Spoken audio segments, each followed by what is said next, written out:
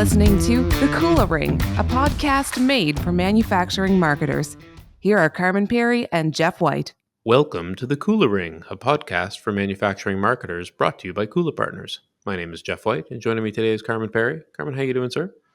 I'm doing well. How are you doing? I'm doing great, thanks. Recording on a beautiful sunny Friday, you know? It happens once or twice a year in Nova Scotia. So, no, always nice when it does that we can be inside in a studio recording a podcast. And Yep. Wait a second. Yeah, maybe we're losing. I don't know. But well. Who is not losing today, however, are our listeners, because we have a fantastic guest for them today. I'm really excited for today's conversation. Yeah, me as well. And I mean, it's a topic that we have explored, not in this particular way, which I love when we can find new ways to talk about, specific verticals in manufacturing. In this case, packaging, something that is very near and dear to our hearts. You know, lots of clients and guests on this show in that industry, and every one of them has a very unique perspective. Yeah, I think one of the things that I like about the flexible packaging space, or packaging overall, is that there's lots of change. That change is being driven by a number of factors. It can seem to be kind of simplistic when you think about it from a consumer perspective, but then of course, like a lot of things, you start peeling back the layers on the B2B side of it, and it is a very nuanced evolution that's happening, and it's different in the U.S. versus in Canada, as an example. Certainly different than what is happening and has happened in Europe, and the influences between all of those markets. So I'm hopeful to dive into that today. Let's introduce today's guest, Jeff. That way we don't try to talk about it in abstract, because I'm pretty sure he's smarter than two of us. I think you're probably right. So joining us today is Stephen Clysdale. Stephen is the Director of Marketing and Product Development at Taylor Prime Labels and Packaging Group. Welcome to the Kula Ring, Stephen. Good morning. Thank you. Great to meet you guys and spend some time with you today. So I'm looking forward to this conversation. Likewise. Stephen, tell our listeners a little bit about yourself and Taylor. How did you end up there, et cetera? Yeah, so I've had a full career in labels and packaging.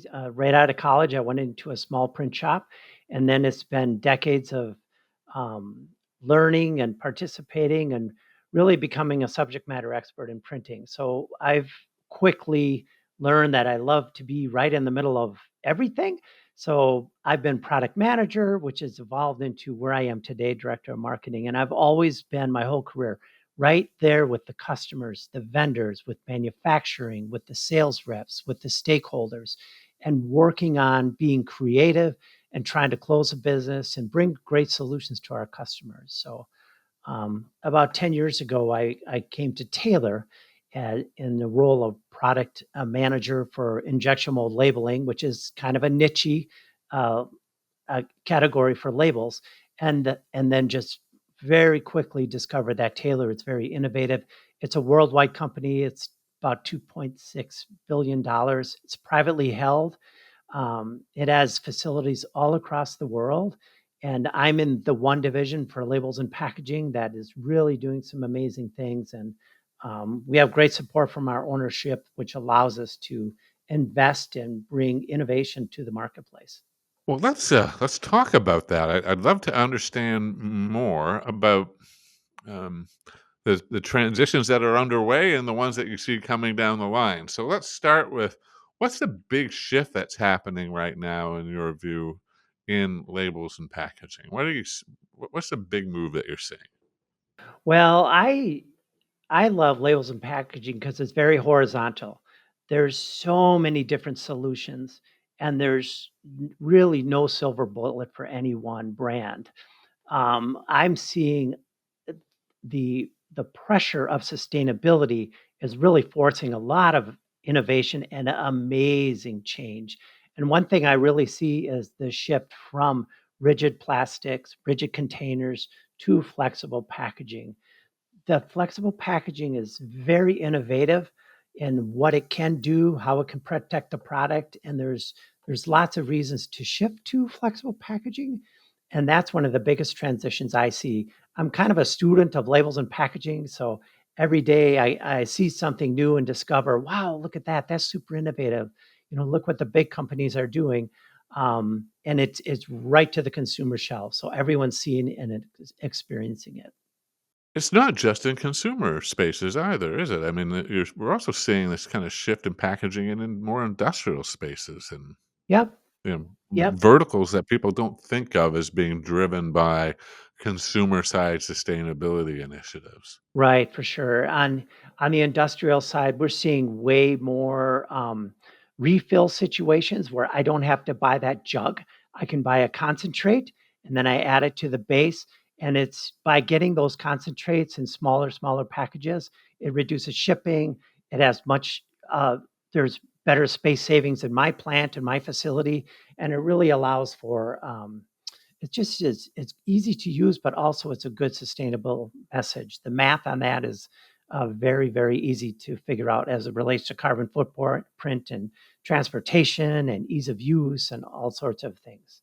I can't help but be struck by the juxtaposition, if you will, Stephen, around flexible packaging as being kind of positioned, as you mentioned it, as a bit of the more environmentally friendly alternative to rigid packaging. But I think the people who have only worked in flexible packaging, or maybe that's their exclusive viewport into the world, would say that they're being demonized by the folks who are just anti-plastic overall, and that um, there's all kinds of talk about how the recycling facilities still don't exist. There's still work to be done in compost. Uh, how is that? I guess do you encounter that kind of yin and yang, if you will, on the sustainability side, or or or is there not much I don't know, push and pull of those messages? I'm just trying to think, like, on the one hand, being positioned as an environmental savior, and on the other hand, being demonized. Oh, we experience that, what you call yin and yang, every day. So part of our job and what we do is education. We're constantly telling the story of what the alternatives are and why these are good solutions. So it really, with the flexible packaging, there's all sorts of benefits with it, and one of the big ones is that transportation cost. So by the number of pouches I can ship in a container is so much higher than the number of rigid containers I would ship on a pallet. So just the number of trucks on the road is greatly reduced. And there's a number of stories out there that talk about that you can read about. It's very interesting. The other thing is um, you can do the math just really simple, like take laundry pods. So the number of laundry pods in a rigid container versus in a pouch, while it is a similar quantity, the ratio of packaging to pod is greatly reduced in that flexible package. So it's just it's very, very interesting when you really start to look at it that way. You're also not just talking about kind of reducing the overall packaging, but also in the process of creating the labels, you're doing some innovative things around removing the substrate between the package and the printing. So you're not like necessarily always creating a label to apply to something. Sometimes you're able to print more directly on the packaging itself. Uh, what kind of impact is that having? And are people are the businesses that you're working with seeking that kind of solution out to get a little bit reducing of materials even further? Right. Again, as a student of labels, I'm watching the risk to our business very closely. And one of the big things that's coming out is direct to object.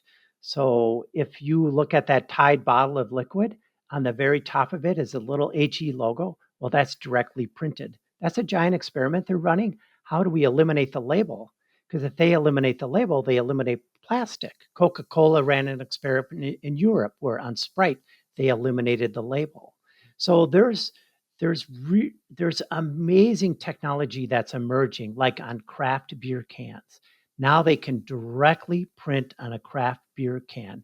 They directly print already in high volume, but what about that craft beer that's emerging? Those seasonals, those small upstart companies, they can now buy beautiful low volume direct printed cans that are just vibrant colors, durable. They've eliminated the labels. Sometimes there's a label on there, sometimes there's a shrink sleeves, but the direct to object is really emerging in the past 24 months. It has come all across the United States, and it's very, very amazing technology that's happening right now in direct to object. DTO, you can look at that. And is it? I always find it funny with packaging as well because there's often a very positive sustainability message, but what really drives the change is sometimes more of an aesthetic consideration or brand presentation consideration. Are you seeing that on the direct to object side? Are people choosing that because it frankly just looks cooler or looks nicer, or is it more on a sustainability driven decision? Those guys are very much the brands are excited about the graphics because they want to tell their story in a very vibrant, awesome way.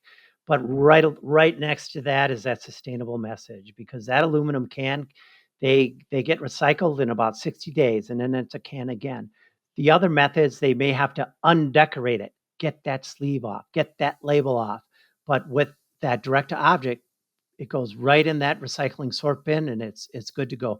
And it's easy for the consumers. They don't have to think about it.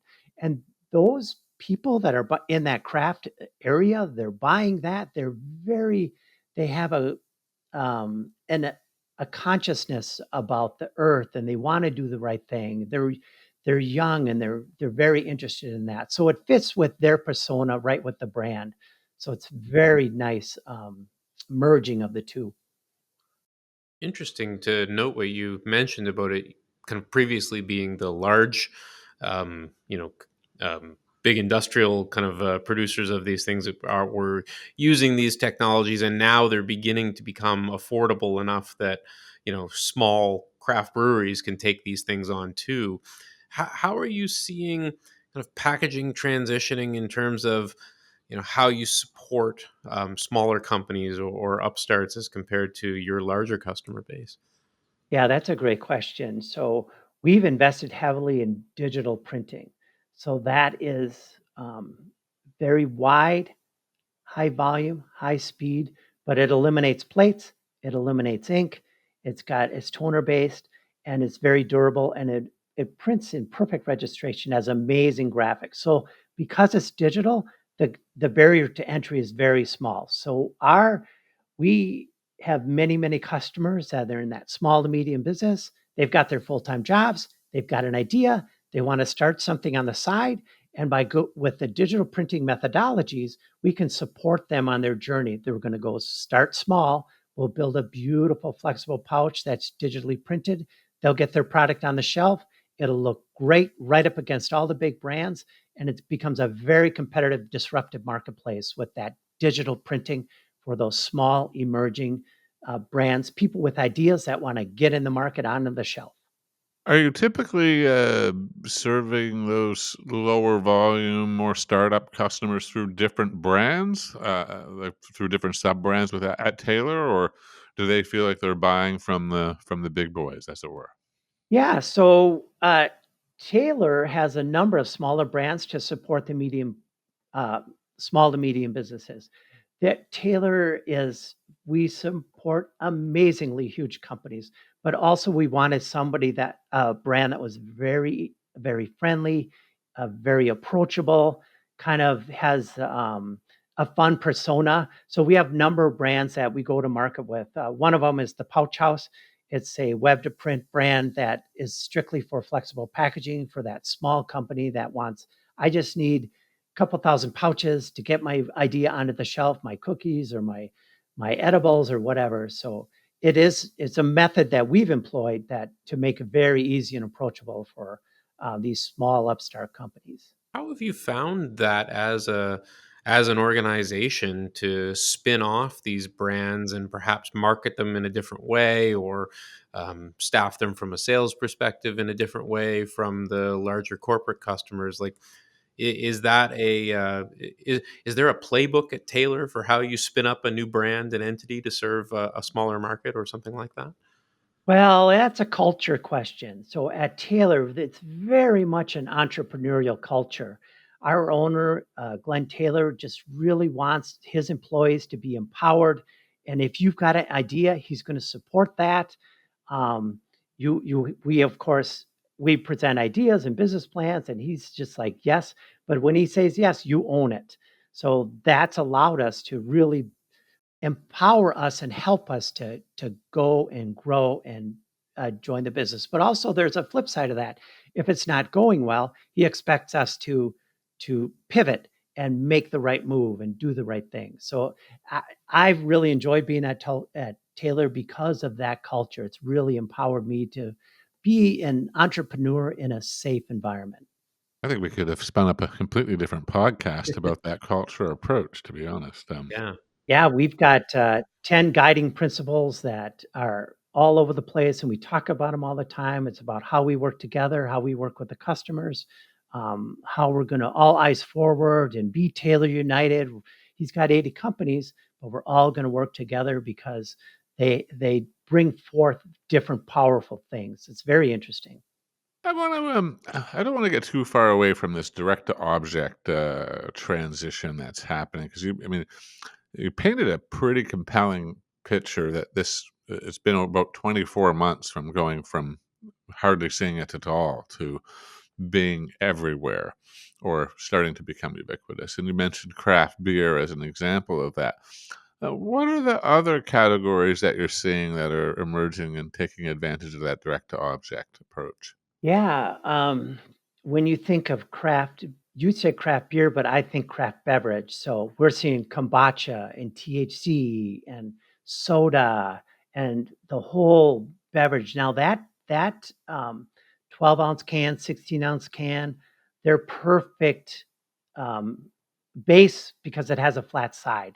So you can direct print right on there. It's very easy. Now they're delicate, so you have to be careful with them, but we're also seeing it in rigid parts. We see a lot of vape cartridges that are direct to object. We're seeing pens and other rigid products. Printing on plastic has been a big industry forever, but this is all emerging into like the power of inkjet and how it can change to a concave surface and the smarts of the computers so they can alter the art. So when it prints on a concave surface, it looks correct. So it's very interesting, direct to object. I was just I wanted to ask about the direct to object. Is there obviously there's a sustainability component when we talk about removing the label, and the speed of recycling in the aluminum can makes total sense. So I'm assuming that there's technology in what they're printing on what they're using, the ink that they're using, or the toner-based solution, or what have you. That's on that direct to object has a level of degradability or compostability, or I don't wouldn't be composting obviously because it's not paper, but I guess it has an environmental sensitivity built into it. Sure. That they don't use plates. They don't use traditional liquid ink. So there's no chemistry in the cleanup of the device. The inkjet technology is very very fast, and it stays clean. Those heads don't clog anymore. But in the percentage of the aluminum can, the container, it's very very very tiny. So when it goes into the smelter of the recycling stream, it is not really a contaminant. They're not like a label will float up and they'll have to skim that. But because the percentage is so tiny and the inks are so vibrant, it really does not inhibit the recycling process. The recyclers really like it actually. Say it's interesting because it provides additional sustainability benefits at all parts of the life cycle. Yeah, very much so. There's on the front end, it's the templates are very easy to do art against. There's none of the setup with plates and ink and the solvents involved. It's very very clean, quick technology to get to that decorated can. Where I guess I mean it's a very interesting and steeped in experience vantage point that you have. I mean, you've been in the industry for a long time, and as you mentioned, you really tried to be at the intersection of customers and product and Yeah. marketing, innovation, etc. So this is where we ask you to kind of polish up the crystal ball a little bit and tell us what's coming. What's the big change that's coming 4 or 5 years from now in packaging that people would be surprised about? They don't see it. I There's a couple things that I've seen recently that are very disruptive and super interesting to me.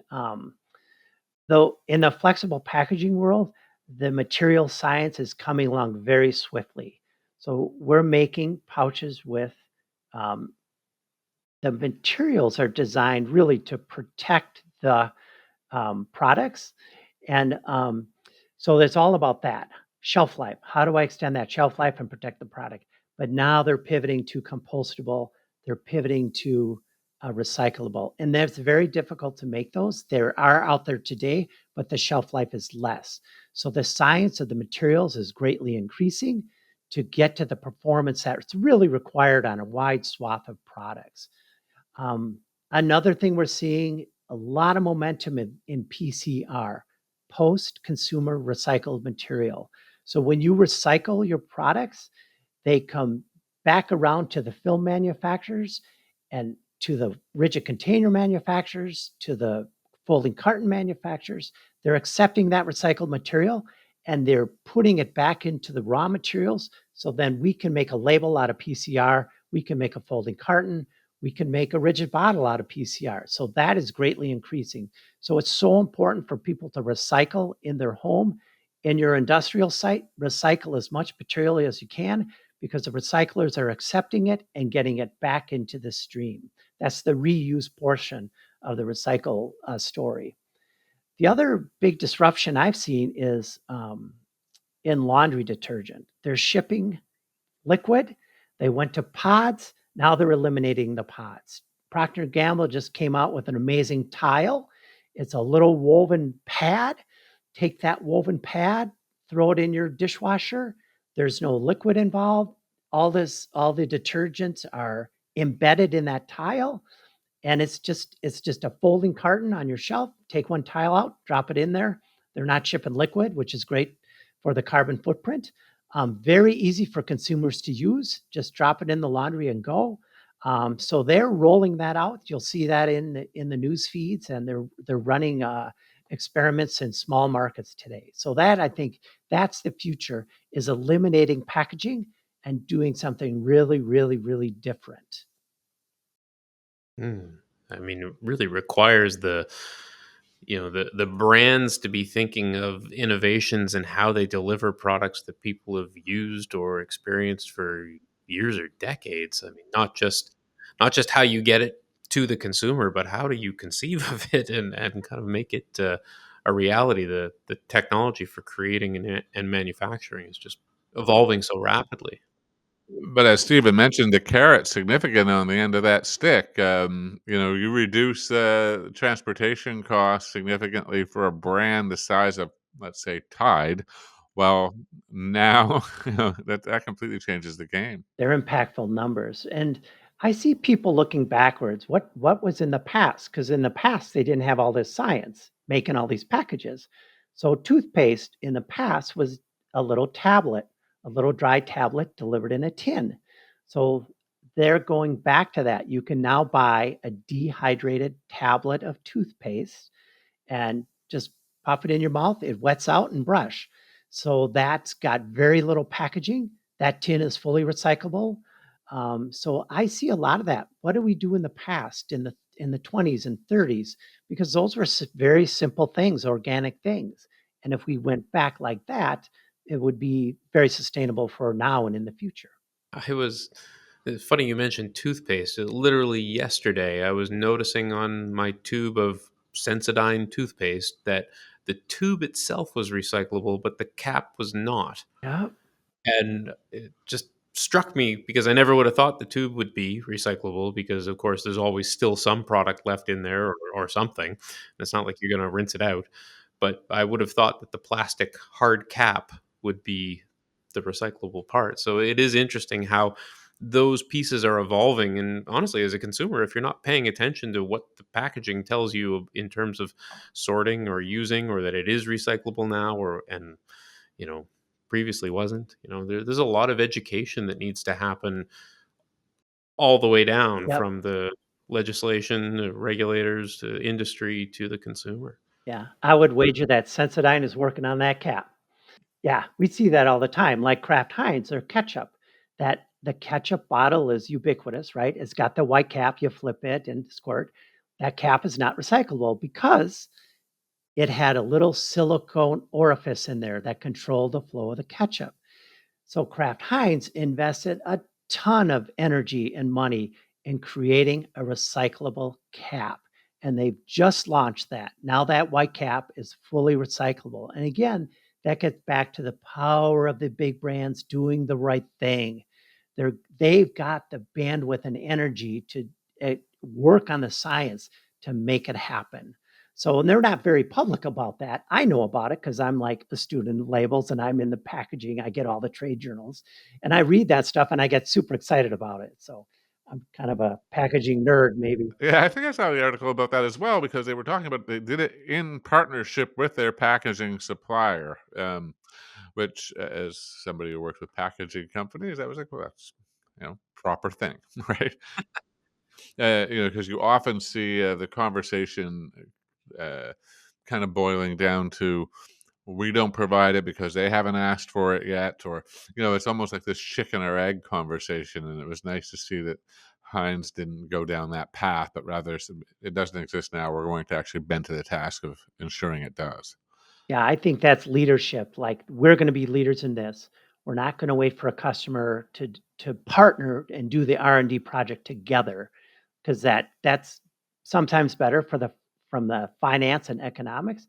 They're just like, we're going to do the right thing. We're going to work on this and deploy it and get it going. So What lessons might we need to learn here in North America from folks elsewhere on the planet? You mentioned Taylor's a large company and serving customers all over the globe, I assume. What are you seeing in other jurisdictions that surprises here in North America? well, you had mentioned Europe earlier. I was in Austria snowboarding last March, and I was amazed by the recycling center. Just in my home, I've got one recycling bin. In Austria, they had 8 or 10, and everything is sorted. So the culture there, the people are really used to sorting, and they're going to sort correctly. I've been in our plants in other countries, and in the lunchroom, there's no paper plates, there's no plastic forks, there's no nothing. Everyone brings their own plate and fork on the lunch. So there's a lot of there's just big customer culture shifts in that area, and it has to do with how they've been brought up and where they're at with things. So You never know. It takes a while for North America, Canada included, often to catch up to the ideals of many parts of Europe. But I was in Austria last summer. I noticed the same thing. Like the recycling room was massive right. because there was a bin for everything. Yeah, and I like that. To me, that felt good and natural. And I was like, this is what we need to do, right? But how do you shift in the USA? There's a lot of opinions out there. So Well, that's an interesting point because these are opinions that the brands encounter as well, right? Uh, and we don't have to look much further than, say, a brand like Bud Light to know why they're not all that interested in being a political lightning rod in today's environment.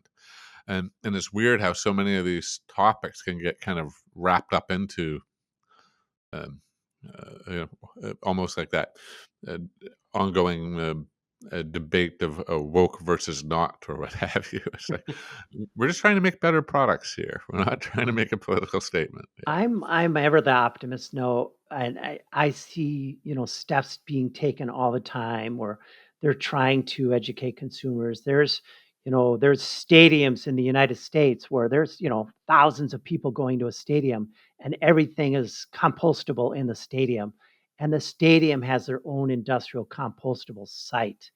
So and they're public about that and they're educating people about that. When you get your cup, it's a compostable cup. It's going to be composted on site in the stadium. Um, Frito-Lay did an interesting experiment at the Coachella Music Festival where they had an industrial composting site right there at Coachella. All the snack bags were recyclable or compostable. So they feel a little different. And then the people are reading about it. And then that pouch, when it was done, went right into the compostable bin right there at the Coachella Festival. So Frito-Lay was doing this educational component in a thousands of people in a controlled environment to really educate and get the word spread on that. So small steps, it's all going to grow. These are fantastic stories, Stephen. I think that I love the optimism. Actually, I mean, as somebody who's not naturally inclined towards that emotion all the time, I think it's like it's easy, especially I'll say for folks who are outside of the U.S. They'll look at the U.S. and be a little perplexed sometimes, and I think it's instructive to say, you know what, there's actually culture shift initiatives happening there too, but it happens in a different way than it does in Austria, as you just talked about. And I think that's incredibly impactful. Yeah, it starts with kids. So today's adults were raised when they were kids, they had Capri Suns in their hand and they were drinking out of Capri Suns. So right there, they were educated that pouches are okay, right? Now, as young adults, it's very easy for them to shift from, okay, I'm going to get my mayonnaise in a flexible pouch instead of the rigid container. And they really understand the convenience of it, the aesthetic of it, and they're learning about the improved footprint of a flexible pouch. So Yeah. it's Yeah. it's a journey, but it's happening. Well, great to have you on the show, Stephen. Thanks so much. Yeah. Thank you for sharing it with us. It's been great. Of course, I had fun. So thanks for inviting me, and I hope it was helpful and interesting. Absolutely was. Thanks for listening to The Kula Ring with Carmen Perry and Jeff White. Don't miss a single manufacturing marketing insight. Subscribe now at kulapartners.com/The Kula Ring. That's KULApartners.com/The Kula Ring.